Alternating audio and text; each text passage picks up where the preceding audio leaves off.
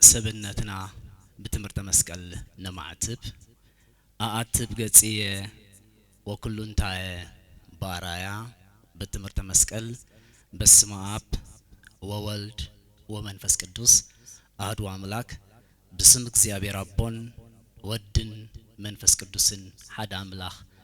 إن أمنا سيطان نخدك كانلنا صلاتن رديتن نايتا نصيتن صحان قدسه قدسان ድንግል ዝኾነት ቤዛዊት ዓለም ቅድስት ድንግል ማርያም ተራዳነትን ጸሎትን ዕቋን ነይቦና አቡነ ኤዎስጣቴዎስ ምስኩላህና ይኹን ከም ፈቃድ እግዚአብሔር ቴማና እዚ ዓለም እዚያይ ኩሉ ትዝቀርብ መደባትና ስለዚ ዓለም እዚያ ትዝቀርብ ኩሉ ንዓለም እዚያ ስለዚ ከም ፈቃድ ስላሴ afta ዘላህና ናይሎም ትምርትና ድማ ከባብ እጸገነት ትሪታን ትሕስታን ዝብል ከውን ገላጻ አብራሂ መንፈስ ቅዱስ ምስጢር ጥበቡ ይብርሃልና ከባብ ተባሃጊት ንምራያ ሰሓብነት ዝነበራ ማራኺት ኮይና እስተራየት እጸበለስ ትሪታን ትሕስታን እንታይ ነበረ ብርግጽ እግዚአብሔር ኩሉ ፍጥረታት በቅድስና ይፈጥሩዎም እግዚአብሔር ቅዱስ በመሆኑ ፍጥረታቱ ቅዱሳን እዮም እግዚአብሔር ቅዱስ በመሆኑ ቅዱስ ነገር ይዝብ ካብ ጽሪ አይን ማይ ጽሪ ማይ ይወጽእ ካብቲ ቅዱስ ፈልፋሊ ቅዱስ ዝኾነ ናይ ባህር ቅዱስን ናይ ገዛእ ርእሱ ዝኾነ እቲ ዝበና ቅዱስ ነገር ከባብ እጸገነት ግን ቅድስት ትኸውን እታ እጸበለስቲያ ሰይጣን አይፈጠራን ተጻባ እግዚአብሔር አየምጻን ዕላማ ግን አለዋ ነው እግዚአብሔር አምላክ በሐድነቱን ሰለስትነቱን እና ተሰለሰ እና ተቀደሰ እና ተመስገነ ዝነብሩ አጋስተ ዓለም ስላሴ ኃይልናን ክእለትናን ጥበብናን ለውሃትናን ቸርነትናን ከነርኢ በመባል ፍጥረታት ፈጠሩ ትናይ መጀመርታ ዕለተ ፍጥረት ዕለተ እሁድ ሓደ ዝብል ትርጉም ዘሎ ሰንበት ነበረ ነው እግዚአብሔር አምላክ በዕለተ ሰንበት ቅዱሳን መላእክቲ ማይ መሬት ንፋስ ሐዊ ዘአመሰሉ በዕለተ ሰንበት ተፈጥሩ ዕለተ ሰኒ ድማ ንማይ ካማይ ክፈልግ እግዚአብሔር ጠፈር ሃኖስ ውቅያኖስ ፈጠረ ዕለተ ሰሉስ ኩሉ አይነት እጽዋት ተፈጠረ ትምርትና ስለዛ ዕለተ ሰሉስ ተፈጥረት እጺ ነው በዕለተ ሰሉስ ተፈጥሩ استفلالي عينت فطرتات كساب كلتميت فرخ فري زخول فرز اللوم እግዚአብሔር አምላክ ፈጠሮም እጸበለስ እዝዕለት እዚ ተፈጥረት እግዚአብሔር አምላክ ካብ ዕለተ እሁድ ክሳብ ዕለተ ዓርብ ዝፈጠሮም ፍጥረታት ኣብ ነፍስ ወከፍና ዕለታት ፍጥረት ግና ጾም ገይር ይፈጥርልና ካብ ዕለተ እሁድ ዝተፈጥሩ ፍጥረታት نحنا دق سبات كنا ملاختي كنجزኦ كنسمعو زي فكرنا حدا صم بلا توهد كاب تفطرو حدا نبره صلاة سنياتن اغاننت ولد سب نصلاة سنيات كسمع كفكر حساباتو كرداء ناي صلاة سنيات ايغباني نسسل زخوني اتحنت مهبر ملاختي اب سلسته كتمقلاب استبغسه نعلامه تفطرو استردئ حيال ملأخ زخون قدوس جبريل أبزلنايو نقوم ببهلاوين استبحله اتمجمرتا ناي فطرتات أهود صلائي ناي صبو نجر تصابائي تقراني تمواغواتي زبل ترجم زلوا إذا مجمرتا زي صم تعوجلنا كف فطرتات نهو بقلة الصوني ما እግዚአብሔር ማይክ ፈልው ቃኖስ ሃኖስ ጠፈር እናበለ ሰማይ እናበለ ሃኖስ ጠፈር ሰማይ እናበለ ፈላለ ነገር ግና ኩሉ ፍጥረታት ንኽብረ አዳም ስለስተፈጥረ አዳም ንኽብርኻ ካብ ዝተፈጥሩ ፍጥረታት ድንቅናይ እግዚአብሔር ስራሕ ክትግረምን አንክሮ ሆነካ እንደ አንበር بوم كتملخ أي فكركاني سلزي بسماي كابزلو ويدما ماي كام ماي كفلي كابستفترو فترات دما بما يزقبر أملخو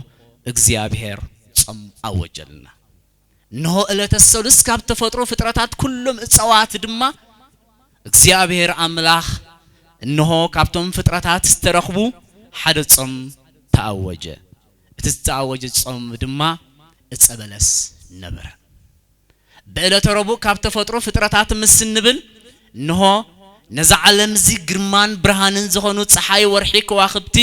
ኩላቶም ዚያቶም ግርማን ብርሃንን ክቡንበር ክምለኹ አይተፈጥሩን ነዚኦም ከይነምልኽ በዚኦም አስመተኛታት ጠንቆልቲ ከይንግዛ ጾም ተአወጀ ነው በእለተ ሐሙስ ካብተፈጥሮ ፍጥረታት ኩሎም ለመምቱ ኾነ 74 መሐውር ኮነ ኩሎም ፍጥረታት ድማ ዚኦም ወድሰብ ክምገቦም ክድነቀሎም ክግረመሎም ክግልገለሎም ክሰርሐሎም ክወፍረሎም ዳአምበር ቦም ከመለኽ ጾም ይተአወጅሉ ስጥራ አይኮነን ነው በእለተ ሰሉስ አዳም መጀመርታ ተዋህበ ካብተፈጥሮ ፍጥረታት ጸበለስ ትምርትና ዕለትና ዝኾነት በእለተ ሐሙስ ድማ ሞክሰ ካብ ዘይመልሱ ሸኾኖን ካብ ዘይተጨደ ፍጥረታት ምስማዓዛና ድማ ዘይሰማምዑ ጾም ተአወጀ በእለተ ዓርብ ካብተፈጥሮ ፍጥረታት ትንኮ ወራስ መንግስቲ ክቡር ጋሻ ድሕሪ ሁሉ ፍጥረታት ተፈጥረ አዳም ድማ ሩስ ዝኻለ ጾም ተአወጀሉ ፍጥረትካ ንግዚአብሔር ከተመስግን በመንጽር ፍጥረትካ ተረዲኻ ንግዚአብሔር በዘመስገንካ መንግስቱ ክትወርስ ክቡር ዝኾንካ ሀብተ ሁሉ ጸጋ ካብ አምላኽካ ዝረኸብካ አዳም በትዕለተ ፍጥረትካ ስኻ ተፈጠርካ ድማ ጾም ተአወጀልካ ነው በሕሜት ስጋ ሰብ ዓጽም ሰብ አካላት ሰብ አንጉዕ ሰብ ከይትበልዕ ከይትምገብ ጾም ንገዛር ስኻይ بسبب غيركا نسبن حمخا انت دعا انت تصنكا انت تصلخا انت سجدكا انت تفاقركا بزح نجر انت جبركا نجر رجنا قلبك حميت انت دعا خوينو صم تحسكا لخا يتقتل نفس زبلخ تقتل سلازي فكت اتبقلت عارب استفتره واننت ناي سلاسي زفطرو ناي سلاسي حبتي ناي سلاسي كبر زخونه السبدما هيوتك تحلف أي فكرة كاني كاب فترات كاب إلى تأهود كساب إلى عرب كلهم استفتروا فترات مسن ريم أب جزار الصم أب نص كيف معلتنا جزار الصم صم تأوجه كباب إسأجنت تريتان تحستان إذا أتصبلس زيا ناي إلى السولوسيا سنبت سوني سولوس كاب فترات جنكا إتصبلس فريز بلاتيا تزدن نجار إذا أتصزيا جن أما خل جنة زبقولاتها مبراق يبلو معراب سمين يبلو الدبوب ما كلاوين مبراق معراب السمين الدبوب نزخنا أما أكل تفترت إذا خباب سجنة زيا لما تفترة نود أدامن متفع أي نبرن السبلس كتفترن كلا كم كالوت تصوات ويد ما كم كالوت أقرب كم كالوت كلهم توم إن مجوم ترتات أقرب فرتات زبهلو زعصرو ويد ما زقرفو بيد زنجاج حق كلهم زياتهم كفترن كلو بقدس النمبر برخسان أي تفطرون نجرجنا على ماني روازات سبلس الزيا كتفترن كلا تقدمتي ناينت عنت فقط إذا ما أخذ زلات سبلس بكمية صنع خان دحريت بمبرات صنع خان معراب صنع خان مبرا سمين صنع خان دبوب صنع خان سمين أبتن كساقسلو كل جزء جنت تريا سبلس نسا ناينت عنت إتيا مخنياتو جزء أبيهر شقواني كونن جزء أبيهر أملاح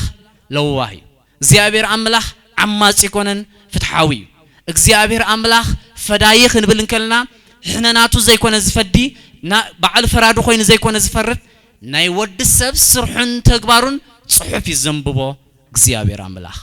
ፈራደ خنبلن كلنا እግዚአብሔር نحده العلو اخبيرو فتيو نصاخبو نحده صليو ارحيقو قليلو كطفو زي كونس تاناي نصانت فقط بخميت نبرانيركا امزغب صحف كا بزسرحكا يوعلت تنبيبو زوهاب نجزار اسخا بعلخا فرد مقبالي إذا أتصبلس دي علامات فطرة نتصنتيا إنهم ما أخل جنة الله زفترة معرف سلسة زلو هاي لك آلي إذا أتصيا كي تبلعها انت بلعها يا خا ناي موت كتموت يا خا كلت موت بسجان نفسن بوري دمك أبر ردت السيول إجزاء بيهر بحيال ملعكو جيرو بنبل بالاو إسات سيف جيرو بحيال ملعكو جيرو مخلال أي أجمون أي كبودون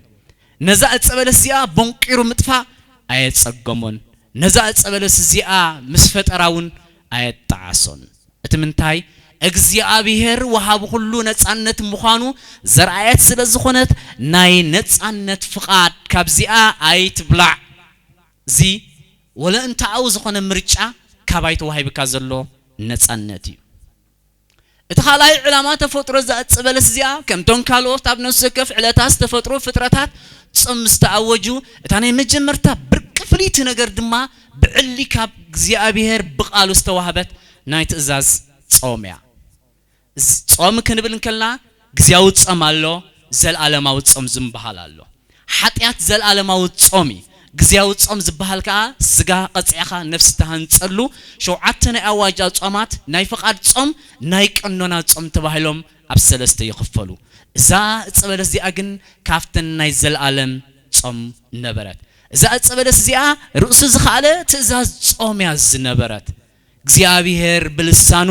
ካብዚኣ ከይትበልዕ ጾም አውጀል ካለኹ ተናጻነት አዲመ ሂበካ አለኹ ብለትካ ክትገብር تخلي زسبل كخا تزازاوي دما صوميا نزيا كي تبلعا كتبلعا انت رافت تنكا زي كونس مسبلعا خايا صعبيناون كبيدو اذا تصبلس زي علامات فطرا سالساي نيرواي بفتوه السغا كي تملخ كي تجزا كي تسنف كي تودو مغنياتو تعصبلس تي اخ تغلص انكلا بزحات ليقاونت بيت كريستياننا بتግዚአብሔር ዝገለጸሎም ምስጢር አራአዮም ጎልጽ ኸለው ንምርአያ ተብግ ነበረት ይዝብላ ንምርአያ አዝያ ተብግ መሳጢት እጽያ ዝነበረት አዳም ምስራአያ ሔዋን ምስራአያታ ተብግ ያዝነበረት ባህግ ነርዋ ስለዚህ በባህግ ስጋኻ ተመስጥካ ተማሪኽካ ወዲካ ፍትወት ስጋኻ ከተዕንግል ነፍሲ ከይታሃድንስ ከይታሃሲ ቡቢልካ ድማ ትእዛዝ ጾምን ነጻነት ገሰትካ ከይተምጽ ዕላማ ተፈጥሮ እታ ጸበለሲ ትራብዓይን ዘዓበንካ ግብራዊ ተአዛዝነት ንግዚአብሔር ተርየሊ እነሆ ካብዘይ ምንባርና ምንባር አምጼ ንስጋኻን ነፍስኻን ዘድል ነገር ቅድም ሁሉ አዳሌ አዘጋጀ ከም ዓቢ ክቡር ጋሻ አመጨረሽታ አምጼ እነሆ መልክዓይ ሂበ ኩሉ ሀብተ ጸጋ كهنت نقسنت نبينت كساب شو حتى هبتتصقى يبكالله اتمنتاي كبور سلازخوانكا نخبرخا نخجلتي كله تزدل كله اقدمه السنادي ادللكا كبور غاشا اخبرك امو متن تزخبركها اخبرني كتخبرني تخونكا زمر بعت نطبታት حليخا ግብራዊ ተአዛዝነት ንግዚአብሔር ንምራዩ ከባብ እጸገነት ትሪታን ትሕስታን ዕላማ ዋና ነገር ድማ ንነጻነት ንሕግ እግዚአብሔር ምሕላፍ ፍትወተ ስጋኻ ምቕጻዕ ትዛዓበኻ ኣብ እግዚአብሔር ዘለካ አኽብሮትን ተአዛዝነትን ፍቅሪን ብግብራዊ ተርእዩ ግብሪ ዘይብሉ ህይወት ክርስትና ኣብ ቅድሚ እግዚአብሔር አምላኽ ዋጋ ዘይብሉ ኪደትን ዋጋ ዘይብሉን አገልግሎት እዛ ጸበለስ እዚ አገን ንምብልዓ ብዙሕ ወዲት ነበረ እዛ ከባብ ጸገነት እዚ አንብልዓ ግን ብዙሕ ወዲት ነበረ ወዲት እግዚአብሔር አይነበረን እግዚአብሔር ተማቀዲሙ ምስተገልጹ አርባዕተ መግለጽ ክብርን አዳም ናይ ነጻነት ፍትወት ዘሃበደ አንበር ወዲት ታብ እግዚአብሔር ሲ አይነበረን ተፈጥሮን ክብሩን ዘሐለወ ጸላያ ሰናያት ዲያብሎስ كمتن عدام نتصنت توهبو نعون نتصنت سد توهبو اتنتصنت وجيسو وديت نمبلعا نبره اتقدام اي ودي دما نمبلعا ازيا تبهك نختريات مسط نختريات تبهك ببحر ود السب بعينتو رئيزبو نجر ويكيدو كترين تزيكاله ويكيدو ويدما حسس سيلو ويتنقساش سكامراي اي بكرني نسس ስለዝኾነ ድማ ንምርአያ አዝያ ተብህግ ዝነበረት ካፍተኻለ ዝነበሩ ጸዋት ፍሊነት ሃሊዋ ዘይኮነት ግን አብአግን ፍቅር አምላኽን ጽላ አምላኽን ክብር አምላኽን ግዘት አምላኽን እተርኤላ ስለዝኾነት አዝያ ንምርአያ ተብህግ ነበረት ብኡዘኽትን ግን አይነበረት ከባብ እጸገነት ትሬታን ትሕስታን ንምርአያ ምብሃቅ ጥራይ ዘይኮነስ ጽቡቕን ሕማቕን ድማ ተፍልጥ ነበረት አዳም ሕማቕን ጽቡቕን ናይ ምፍላጥ እዛ ጸበለስ እዚያ ምብላዕ ግዴታ ይብሉን ንሳን ተዳበልዑ ሕማቕን ጽቡቕን ይፈልጥ ማለት አይኮነን እቲ ምንታይ ሕማቕን ጽቡቕን ንኽፈልጥ ተቀዲሙ በህገ ጠባይ ህገ ልቦና ዝተፈጥረ እግዚአብሔር አዋቅ ፈላጥ ገሪ ይፈጥርዎ كل خفلت زغل جيري فلتيرو እግዚአብሔር ንሱ ስለዝኾነ ኩሉ خفلت ክርዳ ክመረጽ ክመዝን ዝغل ገይሩ ስለዝፈጠሮ አፍታ ሰዓታት ያካብ ዝሃቦ ቃል ዚያትሪያ ዘለኻ ማእኸል ዘላ እጸበለስ ግን ከይትበልዓ ነገር ግና ሕማቕን ጽቡቕን ተፍልጥ ነበረት እንታይ ትሕማ እንታይ ትጽቡቕ ልዕል እግዚአብሔር ጽባቕ አለዲ ልዕል ቃል እግዚአብሔር ጥዑም አለዲ ልዕል እግዚአብሔር ዝእመን ተአማን አለዲ አይነበረን ነገር ግን ሕማቕን ጽቡቕን ተፍልጥ ነበረት እሱ ጥራይ ኮነትን አምላኽ ሙኻን ከአነበራ ይብል ታጸበለስቲ አምብላ አምላኽ ሙኻን ነበረ አምላኽ ንብልን ከና እትንኮ ربعي من تاوي زي بلو بحدنتم بسلسن تصنع زنبر እግዚአብሔር ንሱ አምላኽ ጥራይ ኮነን ናይ አማልኽቲ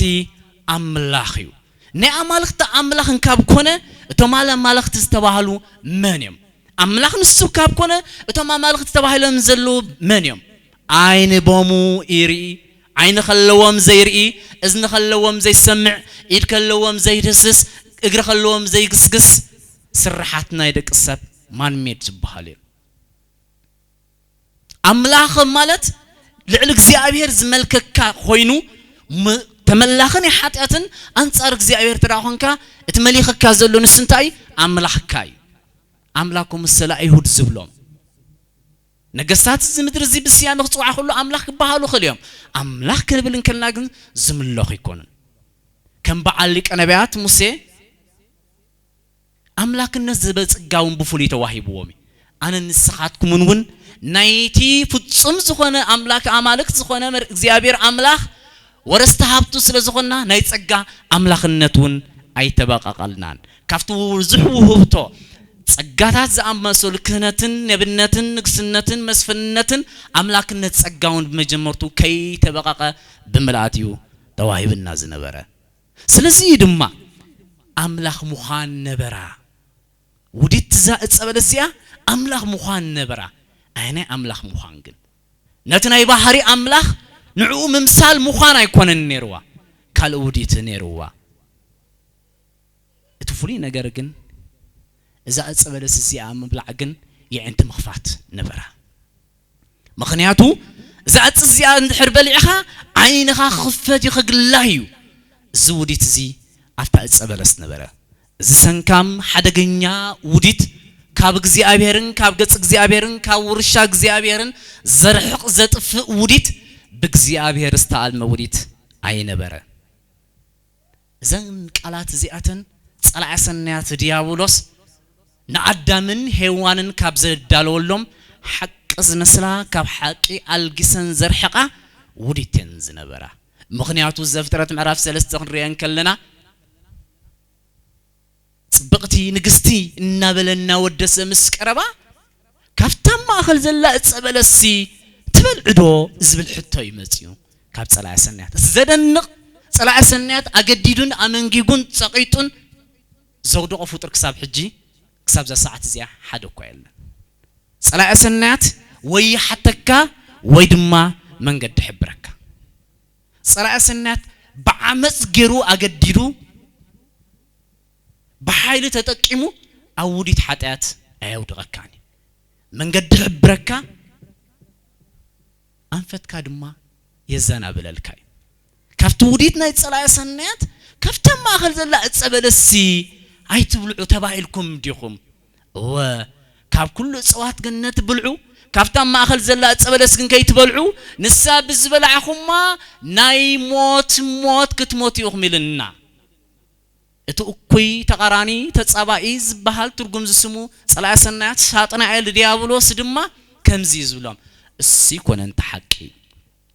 نسا بزبلعكما اتو خم زبلوكم قال زي كون حقس اتحق انا نغركم حما انصبون كتفلتيو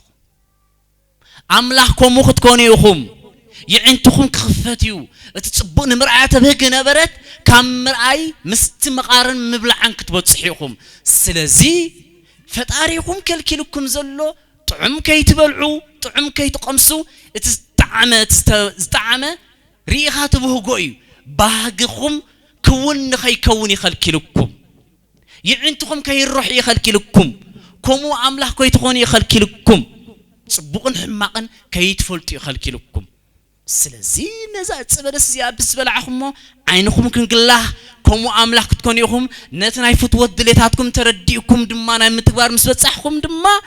يعنتكم تراحيو اغبت كبكم وديت نايتا كباب صغن صبلس ابغنت نبري نبر وصيت مبلعغن نيروي كم مبلعون ايتبخرن تبلع تسدنق ነገር አበላላعግን ጥበብ ተዓደሎ አበላላዓ ይዝነበረ በመኩልላስ ዝነበረ መበላላ ምክንያቱ ሔዋን ወዲቃ አዳም በይኑ خدحን ድሌታይ ነበረን ወዲ ሰይጣን ሐያልዩ ጥዕማት አመቶ ትውድቀት ታብ ሓደ ተፈጸመ ምክንያቱ ንሳ ምስበልዕት ንስ خدحን መኻለ ነበረ ከድሕናውን መኻለ ነበረ ነገር ግና ርቀትን ጥበብን ክፋአትን ጸላእ ሰናያት ዲያብሎስ በማዕረ ይዝነበረ ምንም እንኳ በልዕኻም ሙራድ ነናቱ መንገዲ አብ ሔዋን ሙሉ ሙራድ አብ አዳም አብ ጎሮሮ ምንቃር እንኳን ተጋጠመ ግን ተቀሚሲ ጎይታ እንኳን መስቀል ምስተሰቅለ ነትመሪር ሐሞት ምስተስተይዎ ጥዕሙስ ቡጭ በሎ ንሐጢያት ክትፍንፍኖም በር ክትውሕጦ ብልካን ውዲት ናይ ሰይጣን አዝዩ ከምዚ ዝነበረ እቲ ሰይጣናዊ ውዲት ግብራዊ ኾነ ተበልዐ ውጽኢት ምብላዕግን እንታይ ነበረ ከባብ ጸገነት ትሬታን ትሕስታን ህዝበ እግዚአብሔር እዛ ጽበለስ እዚኣ ሎሚ ኣብ ማእኸልና ኣላ እንተ ትበሃልሲ ክንሪኣ መኸድናዶስ ወይስ ምበላዕናያ ወይስ ከይንሪኣ ይዕንትና መኸልከልና እዛ ጽበለስ እዚኣ ኣብ ማእኸልና ኣላ እንተ ትበሃል ኣብ ሰዓት እዚ ክንሪኣ ወላይ ንብላዕያ ولا عين شتتاس بمعدو كنريا مبهاغنا يادو نيش لي مقمسنا يادو ويس شما زلات بوتا كي فلتنا خي سمعنا أمرنا دنقل مقبرنا يو كابزا سولس زدنا جن أما أخلنا مهلا وايو أبساعة زي وتصيت مبلع تقدمها يتسقاها مساء نبرة أدام النار أيو كله تسقوك أو تقنطط زنبرو حبتي كبرتات كله النار أيو تقنطط حتيات تبهال دما أبزي قميص زريا وتصيتو حتيات كبحتا زبلق زاوق السخوات سنكلو تسقا مساء أدام زرخوو تسقا النار أيو خاب أكلاتو تقففه وتصيت نايتا مبلع تسقا مساء زنبرو كل حبتي تمنتلو حبتنا أدام كم تقدمو تقلت كل زنبرو النار أيو سينوي ناي مرج أنا تصنت زي محلاو وتصيت زي وليدو كبرو النار أيو قديلو ترزين كبرو تبهال أدام فوخيسو وريدو النار أيو خبرو النار أيو تزهابو اغزيابير تسقا خبرو النار أيو نانقل خورد ريوو وصيت ناي مقماسن ناي مبلعاني زنبره وصيت مبلع فرحي وليدو تتبع زنبره ادم دمص እግዚአብሔር ምሸት ክሰምዕ አዳም አበ ያለኻ خبلهم كله انه بزي ጎይታይ ዝብል ዝነበረ አዳም ድምጽ አምላኹ ሰምዑ ብትብዓት بزي فرحي አለሁ ጎይታይ ያፍት ፈጠርካን ንፍት ዝሃብካን ንኽብር ዝብል ዝነበረ ናይ 7 ዓመት ድምጽ አምላኽ ዘፍርሖ ግን ከአዘኽብሮ ዝነበረ አዳም ኣብሎሙ በጽሕ ግን اتزفلت أزنبرة تبعات من كم زقفوا فقي تردو بفرحي تورّ دمت عملا خافرحي فرح قنت زدنق نجر سنة سلام وريرو እቶም እንስሳታት እንታይ ክንኮነልካ ክንበልዓ ክትበልዓና ዶ ኣብዝባና ክትሓኽረና ዶ እንታይ ክንኮነልካ ዝብሎም ዝነበረ እንስሳታት ድምጽ እንስሳታት ከፍርሖ ጀመረ እቲ ዝፈልጦ እቲ ዝለመዶ እቲ ዝኣምነሉ ዝነበረ ድምጽ ናይ እንስሳታት ነውጽኽ ገብሮ ጀሚሩ ከፍርሖ ጀሚሩ ፍርሒ بفرح زي تفطر فرح زي فلت أدم فرحي كل تبعته وررو سنت تبعت سينو ولا ختبع انت بلا متبع سينو ولا ختصنع انت بلا صنعات السينو سترايقنا يكتمرن بزح مقدال وريدو كابت زنبرو بزح خقدلن كوردن ان رأيو كون قل يمزي وصيت مبلع متعامي نبره تزدنق ነገር ሙንጃል ከአነበረ ከባብ ጸገነት ምስተበልዕት ሙንጃል ሄዋን ተመን አርዌ ከምዚ ዝብሉ ዘይ ምኹኒ ምኽንያት ኣብ ቀድሚ እግዚአብሔር አምላክ ተቀባልነት ዘይብሉ ምኽንያት መጸ ለሞዳ አዳም ዝኾነ ገበን ኃጢአት መሰርሕ ኩስተኳ ይሐቢርኒ ኩስተኳ ይድፊርኒ ኩስተ ከምዚ ገይርኒ ንግዚአብሔር ጠላሕ ዘይብሎ ንግዚአብሔር ዘይምስጦ እግዚአብሔር ዘይስምዖ ምኽኒት تزدنق ነገር مونجال مسيو قويتاي اتاخت رداني كتحلوني كتدقفني لك ذهبكاني سياسيتاتني قويتاي اروي تمني صحتني قويتاي سيطاني بحادير لي اخني مونجال مسيو وصيت متعامن مقماسن نايتا خباب صبلسي سنبره زخفا جن محبا جمره وايته قوي انقد ما قصك قويتاي كاب قص كاسنابي خيل خول خل سماين تخدو فطرتك تحتن طرطش توربك غزات كاناتك فطرتيو كل بيدكاي نابي كاب قص እግዚአብሔር خول كحبا تاز مصت وصيتا دما تقداميتي محبا كاب صبوق ነገር صبوق رن كلو يعدان كحبا يجميرو تصبوق ነገር كحبو يجميرو سطراي نبرن محبا كاب دمص እግዚአብሔር كحبا يجميرو ات زي وسن كاب زناب زي زبصح زي بحال الفاو مسراق سمراب تونچف ابز خبصحو ابزي كغدبي زي بحال دمص እግዚአብሔር كاو كحبا يو حقينو ادم سطراي نبرن كاب اراويت كحبا يجميرو اتوم اغرنا لحسو انتاي كنكونلك زبلو زنبر اراويت كورو مسجمرو كابون كخبلل كحبا كهدم جميرو وصيت نايت متعامن وقماسين زنبره تزخفخا كاب قص እግዚአብሔር مخوال ابو انجنت محبا جميرو زدنا ነገር ዝኹሉ ነገር ጸላእስና ትገብርን ከሎ ግን حق ዝመስልነት ይምጪውን አምላክ ትኮን ይኹም ንሓጢአት መለኸኛታት መለኽትን ሓጢአት ኮይኖም ካብ ኣብ ዝበላዕኹም ዓይንኹም ክኽፈትዩ ዓይኖም ተኸፊቱ ሄዋን አዳም ንሄዋን ዕርቃኖም ክራኣይ ጀሚሩ أقدمون كن عورات يكونون زنبرو انتي دايم زنبرو بتصقاس تخلولي ام زنبرو صلاة سنة تحقز مسل ميلا تتقامون لكن انت رأى بليعهم عينهم خفتو يس اكزاكتلي حقي عينهم تخفتو عينها عين تخفتو قفو الزري وتصيتنا يسقام غنطاتي عرقانهم كرأي جميرون كحافر جميرون كحانخوز جميرون بتي تصبلس بمبلعهم بوصل تخشفونه وفتينهم بوصل زي شفن حتى تسرح جنز نبرة وتصيت الزمبلع እግዚአብሔር تمصعته كبن كله تازمررت قال كم زيان بلا تبل نبرة بلا بحفظ أماك ريسكا دخينكا بلا عشقون تقربان زي نبرة مريت بسنكها عشقون تقربان يبقى لا بربعة محاور تخد نبرك قادلا تمن بلا ممتاخيدي بكما أدموتشا لأنت كما هو دم تكوني كم تينا تعصتيا أدمي خزبل عخيا دم كوني وتصيت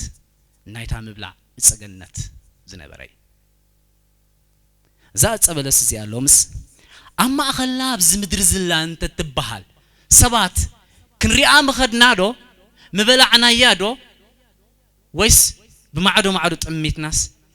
بوشتنا نبهاجنا نأملخنا فرحنا مخدنا زادنا جن تأصبل ستيا ثاني مرعيات بهك صبغن حماقن تفلت أملاخ مخان تبكى يعن تتخفت جن لومي زعلم زيا منين علم لومي ብናታ ዝተፈብረኸ ወይ ድማ ካብናታ ዝተረኸበ ጽቡቕ ዝመስል ካብ ጽቡቕ ዘርሕቕ ዘይግባእ ስም ጽቡቕ ኢልስብ ዝወሃቦ ሎምንዑኡ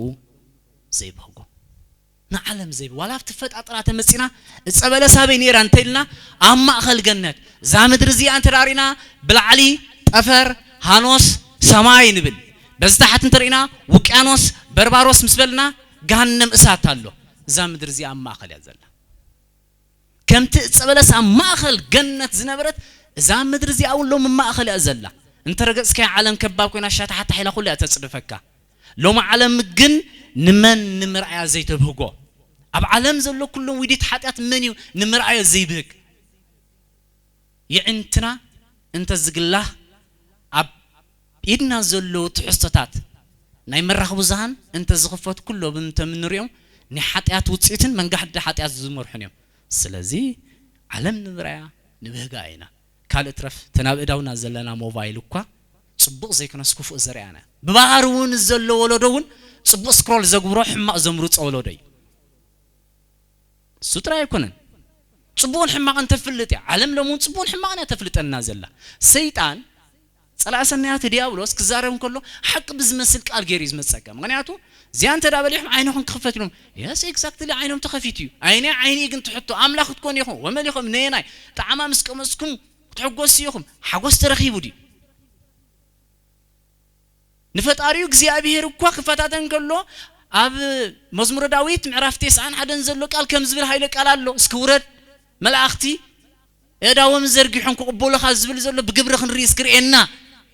ሓቂ ዝመስል ቃላት መጽሓፍ ቅዱስ እንዳምጽእ ጸላእ ሰናይ ዝፈታተን ኣብ ገዳም ዘሎ ቦታትና ብመጽሓፍ ቅዱስ ኣብ ማእኸል ዛ ቅርዓት ዓለም ዘለና ንዓና ብዝምጥንካ መጽሓፍ ቅዱስ ተቕስና ተቐሰ ይዘታቆሰና ጸላእ ሰናያት ካው ይዘርሕቀና ሎምና ዓለም ዘይብህግ የለን ኣብ ማእኸልና ዘላ ዛ ምድሪ እዚኣ ግን ዛ ማእኸል ዘላ በትፍጥረት ብላዕሊ ጠፈር ሃኖስ ሰማይ እንተራኢልና ውቅያኖስ በርባሮስ ገሃነም እሳት እንተራኢልና ዛ ምድሪ እዚኣ ኣብ ማእኸል ዘላ ከምታ እጸበለስ ዛ እጸበለስ እዚኣ ንኣዳም ሓጢያትን ሞትን ቅዝፈትን ካብ መቃብር ናብ ሲኦል አውሪዳ ንዘርኡን ወለዱን እናለኻኸመት ዝኸደት ሎም ማእኸልና ኣላ ከባብ ጸገነት ሬታንት እስቲያን ነዚያ ትመስል ስለዚ ውጽኢት መምሃሪ ኣይግበርካ መምሃሪ ናይ ይኽላኻ ብል ወለዲ ካብ ኣዳም ዓብ ትምህርቲ ንመሃሮ ኣዳም ሰዓን ጥዑይ ዝኾነ ምርጫ ዋጋ ከፊሉ ብህይወት ቀሊዱ ብህይወት ይተቐጽሑ ደቅሎ ሕኪሙ እግዚአብሔር ቃሉ ሰሚዕና በቲ ጥበባዊ መንገዱ ክንከይድ ቅዱስ መንፈስ ይላኸና ከባብ ጸገነት ሬታን ትሕስታን ወስብሐት ለእግዚአብሔር ወለወላዲት ድንግል ወለመስቀሉ ክቡር አሜን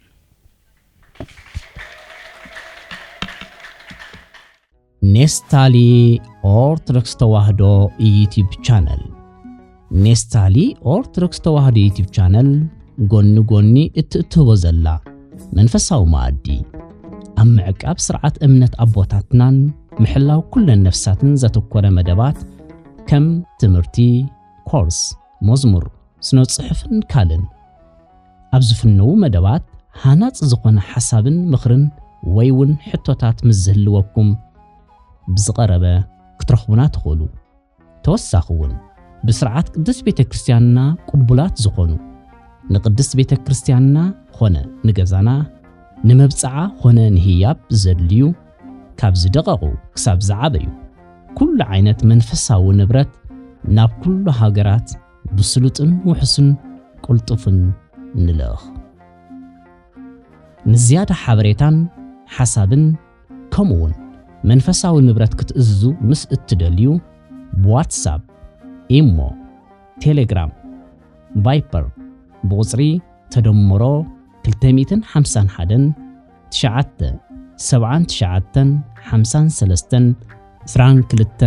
81 ቀሲስ ተወልደ ገብረ ትንሳኤልካ ሙካስን ምእዛዝን ይካል ኔስታሊ ኦርቶዶክስ ተዋህዶ ዩቲዩብ ቻነል